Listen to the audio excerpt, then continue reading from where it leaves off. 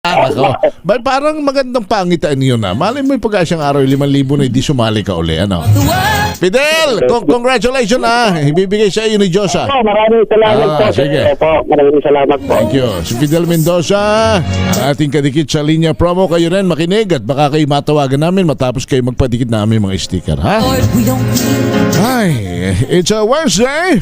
Oo, yung mga hindi pa nakakapagsimbay, baka kayo mapapadaan sa mga kung saan man kayo nagsisimbat, ano man ang inyong pinapanampalatayanan, ipanalangin ninyo ang ating bansa na kahit manawaning ang mga namiminuno sa atin ay matauhan na at hipuin ng Panginoong Diyos ang kanilang mga puso at nang sila na may makawala na po sa demonyong espiritu ng pagnanakaw.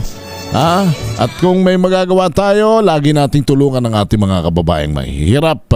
Alalayan natin lalo po yung mga walang-wala at nangangailangan sapagkat Salus Populi est Suprema Lex. The welfare of the people is the supreme law. Ako po si Henry Uri sa ngalan ng aking kaninang partner na si Joseph Cruzat at si Karen Oyong. Ang tabayaran po ninyo ang usapang legal. Bye! Everyone. Sa mga government contractor, sa mga politiko, kabilang dyan si Senator Cheese Escudero. Live mula sa Senado, nangunguna sa balita si News 5 Senate Correspondent Mean Los Baños. Mean, ano magiging hakbang dito ng COMELEC?